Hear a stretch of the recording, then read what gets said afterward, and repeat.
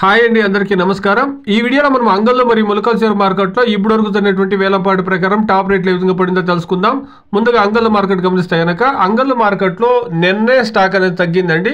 ఈ రోజు కూడాను నిన్నటితో పోస్తే ఒక 10 నుండి 20% స్టాక్ అనేది తగ్గిందండి. ఇక రేట్ల విషయానికి వస్తే కనుక ఈ రోజు స్టాక్ తగ్గినా కూడా రేట్ అనేది కొద్దిగా తగ్గిందండి. 500 రూపాయల నుండి ప్రారంభమై క్వాలిటీని బట్టి 700, 800 అనేది ఎక్కువ లాట్లు పడతా ఉంటాయండి.